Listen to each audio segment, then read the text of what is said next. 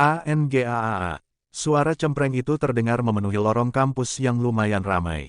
Caca, bro, tubuh Anga ditubruk begitu saja oleh Caca, sahabat satu-satunya di kampusnya itu. Maafin gue nga, maaf gue nggak bisa temenin lo kemarin Caca tiba-tiba menangis terseduh-seduh di pelukan Anga. Caca menyesal karena tidak ada di saat-saat Anga butuh dukungan. Kemarin Caca memang sedang berada di rumah neneknya yang ada di luar kota dan baru pulang tadi pagi. Jadi dia tidak bisa hadir di pemakaman kakaknya Anga. Nggak apa-apa kak, jangan nangis dong, dilihat orang banyak. Caca menjauhkan tubuhnya lalu menoleh ke kiri dan kanannya. Memang benar kalau dia sedang menjadi pusat perhatian. Ya udah, kita cari tempat duduk dulu. Gue mau lo cerita semuanya, kenapa Kak Angga bisa kecelakaan kayak gitu. Caca menarik Anga untuk duduk di bangku taman yang letaknya ada di bawah pohon. Rindangnya dedaunan menghalau sinar matahari hingga tempat itu tak terlaku terik. Kalau menurut polisi dan rekaman CCTV, Kak Angga dinyatakan hilang kendali saat berkendara karena ini termasuk kecelakaan tunggal. Kak Angga juga dinyatakan bebas dari obat terlarang dan minuman beralkohol, cerita Anga menurut polisi kemarin di rumah sakit. Astagfirullah, yang sabar ya Nga, Caca kembali memeluk Anga. Kata-kata sabar yang diucapkan Caca justru membuatnya kembali terenyuh. Dia kembali mengingat semua yang terjadi kepadanya 2 hari ini. Caca pasti akan terkejut jika dia tahu apa saja kejadian yang menimpa Anga selain musibah kepergian Angga. Lo tenang aja Nga, lo nggak sendirian di dunia ini. Masih ada gue, lo bisa anggap gue saudara lo. Makasih Kak, aku seneng banget punya sahabat kayak kamu. Mereka berpelukan cukup lama, keduanya sama-sama menangis tanpa mempedulikan keadaan di sekitarnya. Jadi sekarang lo tinggal sendiri. Apa perlu gue pindah ke rumah lo untuk sementara, biar lo tinggal sendirian? Atau lo bisa tinggal di rumah gua? Gimana? Anga menggeleng sambil mengusap air matanya yang tak lagi terbendung. Dia menunduk sambil menangis tanpa suara. Kenapa? Lirih Caca merasa iba. Sebenarnya, akhirnya Anga menceritakan semuanya pada Caca. Anga membagi semuanya dengan Caca bukan untuk mengeluh sebenarnya, tapi dia hanya ingin mengurangi beban pikirannya dengan sahabatnya itu. Astagfirullah Nga, cobaan lo benar-benar nggak main-main, Caca kembali memeluk Anga. Tapi kali ini dia tidak menangis. Dia malah mencoba menenangkan Anga dengan menepuk pelan punggung Anga. Jadi sekarang lo udah nggak tinggal di rumah itu lagi. Anga melepaskan diri dari Caca sebelum menjawab pertanyaan Caca dengan sebuah gelengan. Lo tinggal sama suami lo itu. Caca sedikit ragu menyebut Aditya dengan suami. Iya, sekarang dia yang menggantikan Kak Angga. Tapi dia baik kan Nga? Dia nggak kayak suami-suami di novel yang jahat dan nggak mau mengakui lo sebagai istri. Dia nggak buat perjanjian yang aneh-aneh kan Nga? Dia nggak punya pacar kan Nga? Caca begitu khawatir kalau pernikahan Anga terjadi seperti di novel yang sering ia baca. Aku belum kenal Mas Adit lebih jauh Kak, Anga mencoba membiasakan diri memanggil Aditya seperti yang orangnya minta. Aku cuma kenal dia sebagai sahabat Kak Angga aja. Tapi dari kemarin aku sama dia baik kok Kak. Dia perhatian dan lembut sama aku. Tadinya aku sempat mikir kayak kamu tadi, Mas Adit bakalan buat perjanjian pernikahan. Tapi ternyata tadi pagi dia bilang kalau dia mau serius sama pernikahan ini. Dia pingin nikah cuma sekali seumur hidup dan dia pingin aku menjalani pernikahan ini dengan ikhlas. Dan kalau soal pacar, aku nggak tahu. Gue paham nggak? Kayaknya dari cerita lo ini, Mas Adit lo itu orangnya baik deh, mungkin juga dia nggak punya pacar. Buktinya dia mau terima pernikahan kalian gitu aja. Mungkin aja Kak, tapi aku masih canggung sama keadaan ini. Anga yang jarang bergaul dengan laki-laki tentunya merasa begitu canggung berada di dekat Aditya. Apalagi mereka berada dalam satu rumah dan mungkin aja akan berada di dalam kamar yang sama dan berbagi ranjang yang sama pula. Namanya juga baru 2 hari. Tapi lo harus mencoba membiasakan diri Nga. Benar kata mas suami lo itu, kalau lo harus ikhlas biar bisa menjalani pernikahan kalian dengan baik. Pepet terus Nga, jangan sampai kendor. Udah sah juga. Ih apaan sih Kak? Anga memukul pelan lengan Caca yang suka bicara aneh dan ceplas-ceplos. Tapi ngomong-ngomong, dia ganteng gak Nga? Mau lihat dong. Ganteng, gumam Anga. Pikirannya lalu tertuju pada Adit. Anga mengingat detail wajah Adit serta penampilan suaminya itu. Tiba-tiba Anga menunduk dan menyembunyikan senyumnya dari Caca. Ya elah Nga, kalau lihat senyuman lo yang malu-malu putri malu itu gue yakin kalau mas suami lo itu ganteng pakai banget. Masalahnya dari dulu banyak cowok bejibun yang deketin lo dan lo biasa aja. Nah ini, Baru aja ditanya ganteng apa enggak malah mesam-mesem sendiri. Anga langsung memegang kedua pipinya yang ikut terasa panas hanya karena membayangkan Aditya saja. Mana dong lihat, ada fotonya enggak? Enggak ada, enggak punya, jawab Anga dengan jujur. Kalau nomor HP, kan biasanya ada tuh di foto profilnya. Penasaran banget gue sama suami ya udah bikin sahabat gue malu-malu kayak gini. Enggak ada kah? Aku enggak punya nomor teleponnya juga. Gubrak, ingin rasanya Caca ingin pingsan karena kesal dengan kepolosan Anga. Ih gimana sih lo nga? Pembicaraan mereka berakhir karena sudah waktunya masuk ke dalam kelas. Beberapa jam berlalu, Anga dan Caca berjalan beriringan keluar dari kelas mereka. Tapi tiba-tiba Anga berhenti karena ponselnya yang bergetar. Nomor siapa ini? Gumam Anga karena di aplikasi pesan yang ia punya, pemilik nomor itu tidak memiliki foto profil.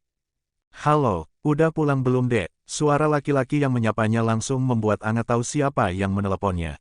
Belum Mas, ini baru keluar dari kelas, jawab Anga gugup. Sementara Caca hanya menjadi pendengar yang baik di sisi Anga.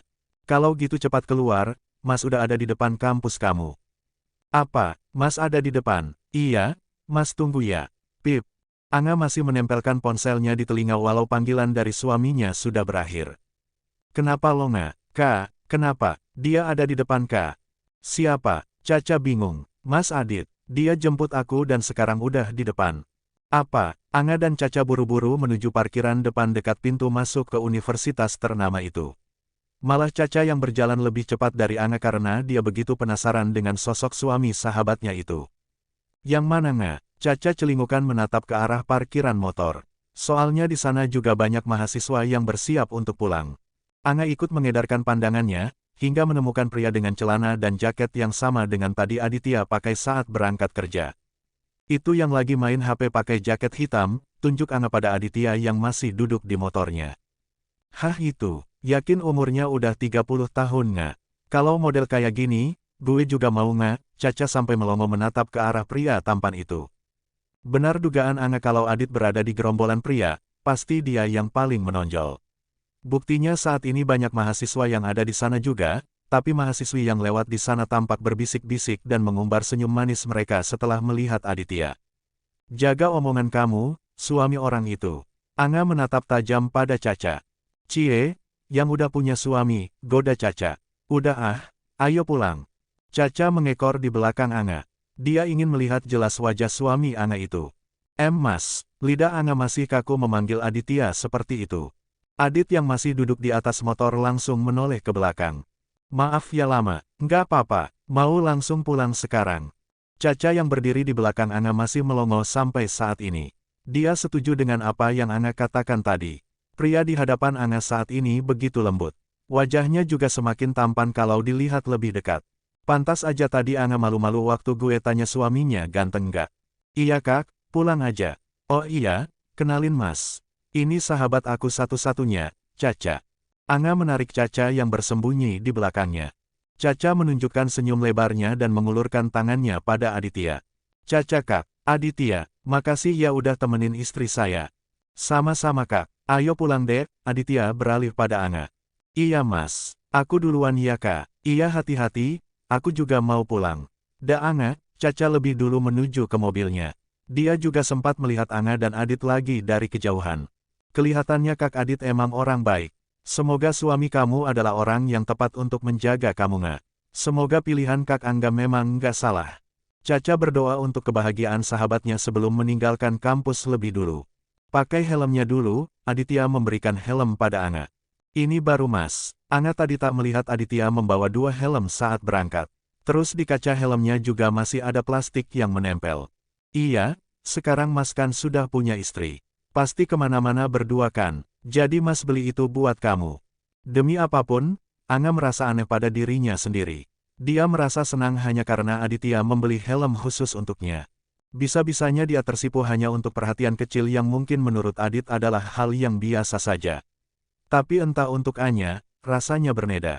Bisa nggak? Anga sempat terkejut karena tangan Aditya berada di bawah dagunya untuk membantunya memasang helm. Sesuai anjuran polisi kalau memakai helm harus sampai bunyi klik, baru bisa disebut safety. Kamu pernah naik motor? Anga menggeleng dengan ragu. Jujur ini untuk pertama kalinya, dari dulu memang dia terbiasa hidup enak dan dimanjakan oleh Angga. Nanti Mas pelan-pelan kok, nggak usah takut. Aditya memindah tas punggungnya ke depan menutupi dadanya agar Angga duduk dengan nyaman di belakang. Angga mulai duduk di belakang Aditya dengan kaku. Apalagi dia memakai dress karena tidak tahu kalau Aditya akan menjemputnya. Pegangan ya dek, iya mas. Mereka mulai keluar dari area kampus saat hari sudah mulai gelap. Aditya juga mengendarai sepeda motornya dengan pelan sesuai katanya tadi agar Angga tidak takut. Keduanya saling terdiam dengan kedua tangan Angga yang memegang ujung jaket Aditya di bagian pinggang. Dia sebenarnya takut jatuh, tapi untuk berpegangan lebih erat, atau memeluk pinggang Aditya, Angga merasa sungkan. Dek, iya mas. Angga sedikit memajukan kepalanya agar mendengar suara Aditya yang kabur di bawah angin.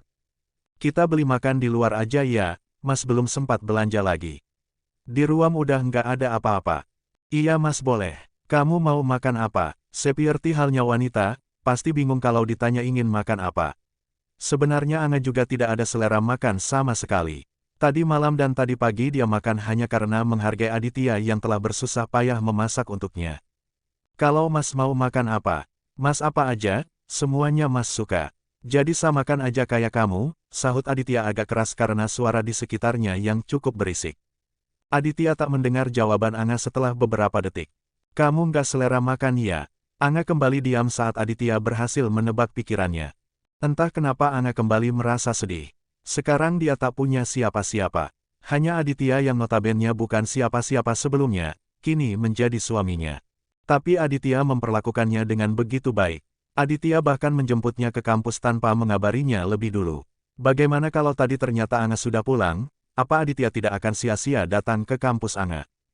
Angga mengusap air matanya yang tiba-tiba mengalir. Angga tidak mau Aditya kembali melihatnya menangis. Kok diam? Angga mau bebek goreng boleh mas?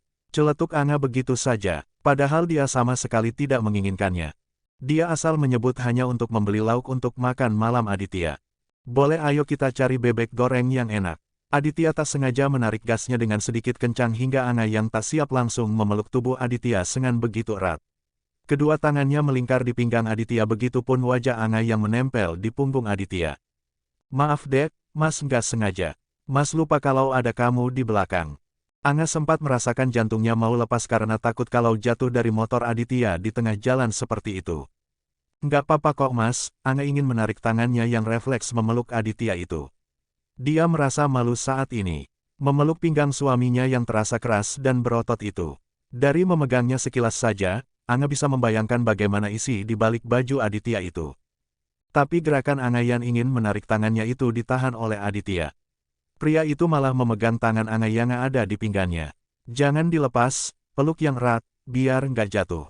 Angga malah jadi kesusahan bernafas saat merasakan punggung tangannya diusap Aditya dengan lembut di depan sana.